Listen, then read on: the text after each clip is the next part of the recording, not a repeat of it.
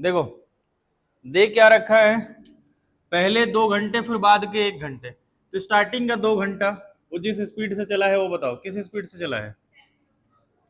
ये स्टार्टिंग का 2 घंटे जो ट्रेवल किया है उस टाइम पे स्पीड जो मेंटेन किया है वो क्या किया है, 10 किलोमीटर पर आवर। ठीक है, उसके बाद अगले 1 घंटे में क्या स्पीड मेंटेन कर रखा है, 13 किलोमीटर पर आवर। ठीक है, अगर मेरे को एवरेज स्पीड पूछा गया है तो एवरेज स्पीड में क्या करते हैं हम लोग, टोटल डिस्टेंस कितना कवर हुआ, टोटल डिस्टेंस डिवाइड बाय क्या होता है, टोटल टाइम। तो यहाँ पे टोटल टाइम तो दिया ही हुआ है 2 घंटे, फिर कितना 1 घंटे, तो इसका आंसर तो पहले ही पता है। हम लोगों को जो नहीं पता है वो क्या है, टोटल डिस्टेंस। तो ए से बी जो चला है वो 2 घंटे में इस स्पीड को मेंटेन किया है, तो क्या हम लोग ए से बी के बीच का डिस्टेंस नहीं निकाल सकते क्या। यहाँ पे टाइम दिया हुआ है, स्पीड दिया हुआ है, तो डिस्टेंस निकालना कौन सी बड़ी बात है। डिस्टेंस कैसे निकलेगा, दोनों को आपस में क्या कर देंगे, जिसको ध्यान नहीं होगा वापिस से देख लो। यहाँ पे क्या होता है डिस्टेंस, यहाँ पे क्या है स्पीड, यहाँ पे क्या है टाइम।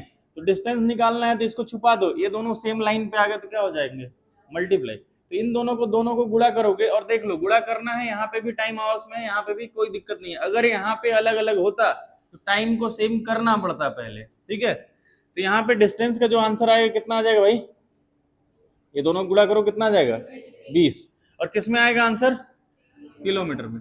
यहाँ पे भी इन दोनों को गुणा करो कितना आ जाएगा 13 किलोमीटर। तो डिस्टेंस ये वाला डिस्टेंस 20 है, ये वाला कितना है 13, तो टोटल डिस्टेंस कितना हो जाएगा 20 + 13। टोटल टाइम कितना है 2 + 1, तो कितना आ जाएगा ये 33 बटे कितना हो जाएगा 3, कितना आंसर आ जाएगा 11 किलोमीटर। ये बेसिक फॉर्मूला है, ये नहीं भूलना, ये मेन है कॉन्सेप्ट। ठीक है, कुल दूरी बटे कुल समय, यही होता है औसत स्पीड।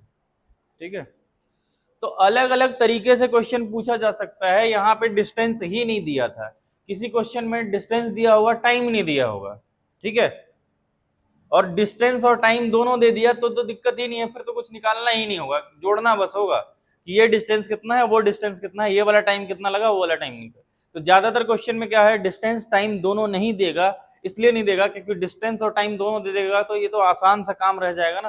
तो उन लोग क्या करते हैं, कभी स्पीड देगा और साथ में टाइम देगा, डिस्टेंस नहीं दिया है।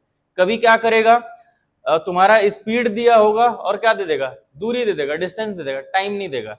तो अलग अलग चीजें चेंज करते रहेगा वो जानबूझ के, ताकि कैलकुलेशन कुछ ना कुछ करना पड़े, उसके बाद ये फॉर्मूला लगाओ। ठीक है,